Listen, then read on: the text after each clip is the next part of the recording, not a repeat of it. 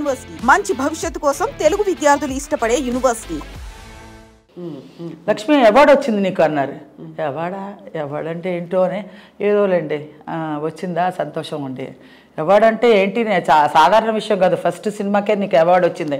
వృత్తినే చెప్తున్నారేమో, అది సంతోషపడాలో తెలియట్లేదు, ఏడిపిస్తున్నారో అని అన్నమా. నిజంగానే చూస్తే అది అవార్డు వచ్చింది. చాలా సంతోషపడ్డాను. ఫస్ట్ పిక్చరే బెస్ట్ కామెడియన్గా అవార్డు వచ్చింది. ఇంకా అక్కడి నుంచి తిరుగు లేకుండా 13 ఏళ్ళు అండి. 13 ఏళ్ళు తిరుగు లేకుండా అలాగా 13 ఇయర్స్ కమెడియన్, బెస్ట్ కమెడియన్ అలాగా. ఎంఎస్ రెడ్డి గారు అయితే తీసుకోపో, ఏంది నీకే వచ్చింది అది పో. పక్కన చిత్ర గారు మా ఈక్వల్గా మా ఇద్దరికి అన్ని బెస్ట్ కళాసాగర్ అవార్డులు అలా తీసుకున్నారు. గుర్తొచ్చింది ఆ క్యారెక్టర్ గుర్తొస్తుంది నాకు. ఏది? రెండ్రేళ్ళారు. అది మంచి సినిమా.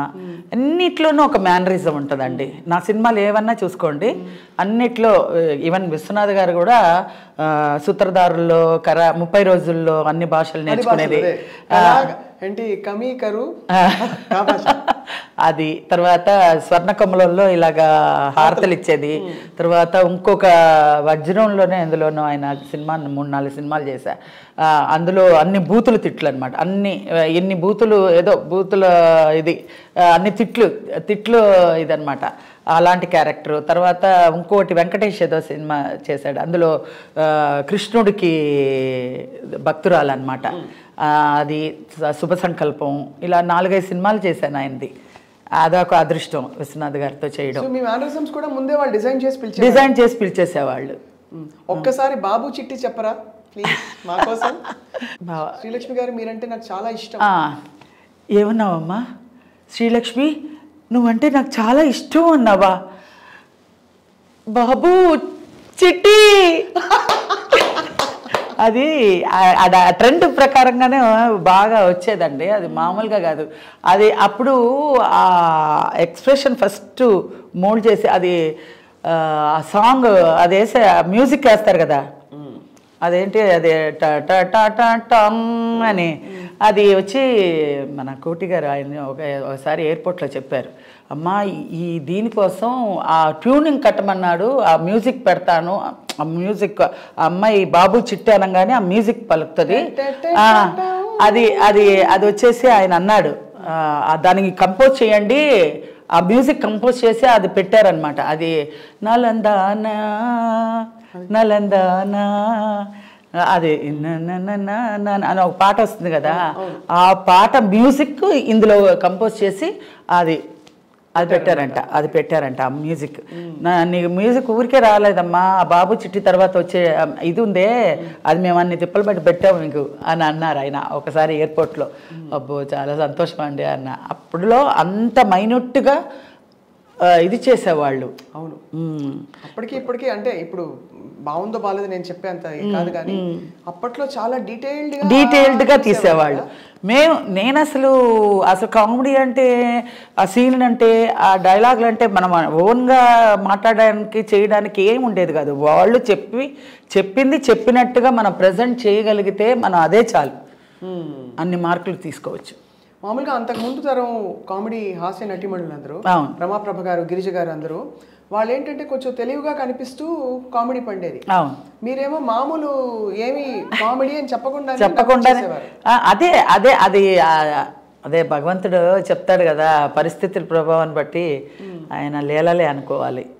ఏదో మా కుటుంబం వెళ్ళబుచ్చాలంటే నేను నిలబడ్డానికి ఏదో ఒకటి ఆయన లీల చూపించాలి కదా, అది నిదర్శనం నేనే. ఆ నిదర్శనం భగవంతుడు ఈ అమ్మాయిని తీర్చిదిద్దాడు ఈ విధంగా వాళ్ళ కుటుంబ భారానికి అనే నిదర్శనం నేనే. అసలు ఏమీ ఒక చాపిల్లని తీసుకెళ్ళి అలాగా నీళ్ళల్లో పడేస్తే ఎలా గిలగిలగల కొట్టుకుంటుందో అలాగే ఇండస్ట్రీలో వచ్చిన తర్వాత నాకేం చెయ్యాలో తెలియలేదు.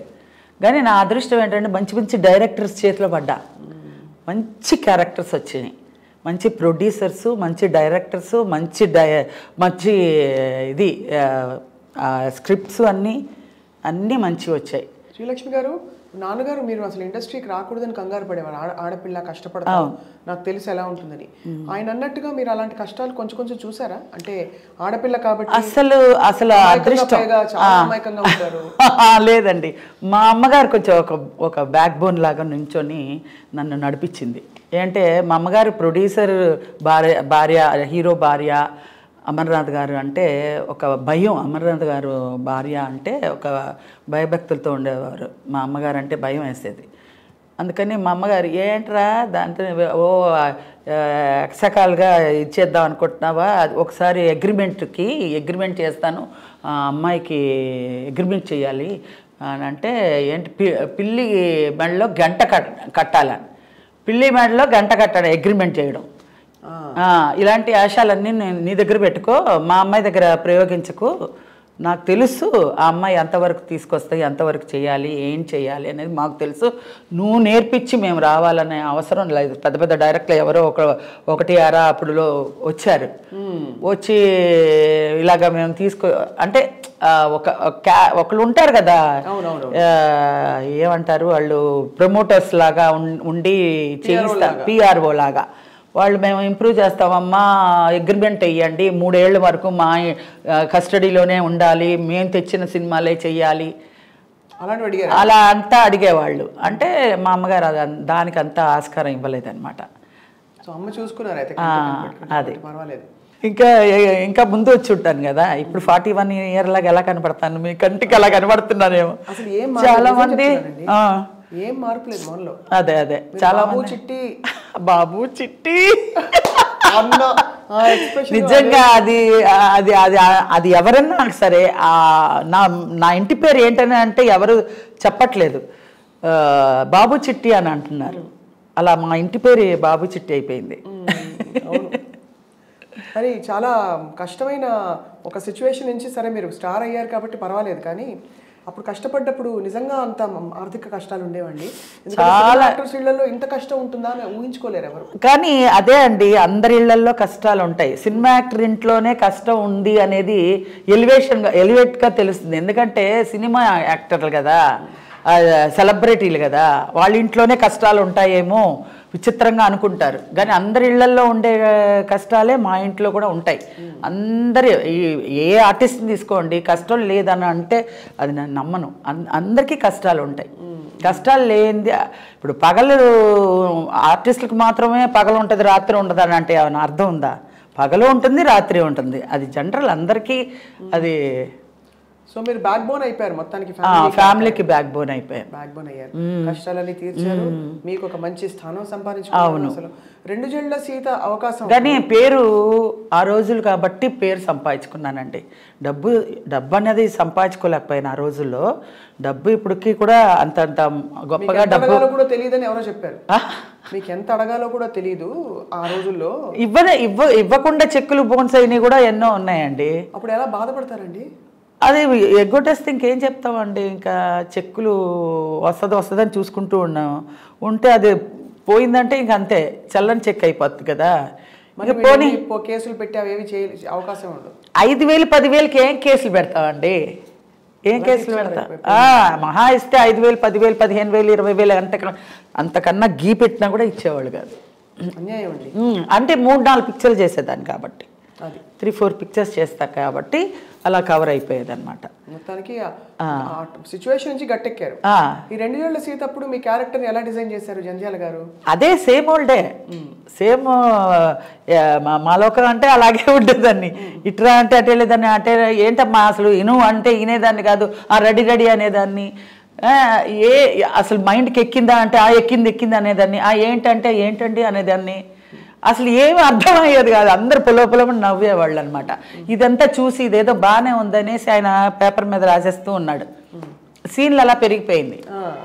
ఫస్ట్ నేను చిన్న క్యారెక్టర్కే వచ్చానండి. 2 జేళ్ల సీతలో చిన్న క్యారెక్టర్, ఒక ఎదురిల్లు, అందులో మొగుడు పెళ్ళాలు ఉంటారు, సుత్తివేలు నేను.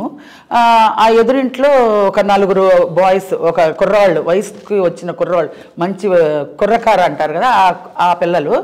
ఈ ఇంట్లో ఎవరన్నా వయసు అయిన అమ్మాయిని పెడితే మనం లైన్ వేసుకోవచ్చు కదా అనుకుని మమ్మల్ని ఎలాగైనా ఖాళీ చేయిద్దామని వాళ్ళ ఒక ఇది. సరే అని మమ్మల్ని ప్లాన్ చేసి ఎలాగ వీళ్ళని ఖాళీ చేయించాలి అనే మొగుడికి అనుమానం, చాలా అనుమానం భర్త. సరే ఈ అమ్మాయిని ఏమన్నా ట్రాప్లోకి ఇలా ఉత్తినే డీల్ చేస్తుంటే అతనికి అనుమానం వచ్చి, అమ్మో వీళ్ళ వల్ల నా భార్యను వదిలి సేఫ్టీ లేదని తీసుకొని ఖాళీ చేసుకుని వెళ్ళిపోతాడు అనేసి ఇలాగా గేమ్ ఆడటం మొదలు పెడతారు. గేమ్ ఆడటం మొదలు పెట్టేసరికి అది ఒక సీనే, ఒక సీన్లో బిసాన చుట్టుకుని మేము వెళ్ళిపోవాలి ఆ సీను. అలాంటిది అది డే బై డే అక్కడ జనాలందరూ చూసి నవ్వుతూ ఉన్నారు, బాలే ఉంది అనేసి. ఇప్పుడు అతను చాలా పీక్కి వెళ్ళిపోతుంది అనమాట వీళ్ళ గోల. అతను అంటాడు, చిచ్చి నీకు బుద్ధి రాదే, నువ్వు బయట పో అని మెడపట్టి గెంటేస్తే, నన్ను గెంటేస్తే వాళ్ళు 4 కుర్రాళ్ళు వచ్చి ఏంటండి అలా అంతా చేయకండి అది ఇది అని అంటే, సరే లోపల తగలడు అని అంటారు. ఆ డైలాగులన్నీ ఉన్నాయిలేండి. లోపల తగలాడు అంటే, చూసారా బాబు మీ వల్ల మా ఆయనతో ఎంత పోట్లాడితో తెచ్చిపెట్టిందో, మళ్ళీ మధ్యాహ్నం ఇంకో కథ చెప్పండి అని చెప్పి మళ్ళీ వెళ్ళిపోతాను. ఇంక వీడికి బుద్ధి రాదు దీనికని దెబ్బ గోడకి గుద్దుకుంటాడనమాట. అది చూసి నవ్వుతూ ఉంటారు జనాలు. సరే రాసేస్తూ ఉన్నారు. నా అదృష్టం అంతే, ఆ సీన్లన్నీ బాగా వచ్చి ఒక సీన్కి టిల్ ఎండ్ క్లైమాక్స్ వరకు నేను ఉండేలాగా వచ్చింది. దాంతో ఆశ్చర్యంగా అవార్డు వేరే వచ్చింది.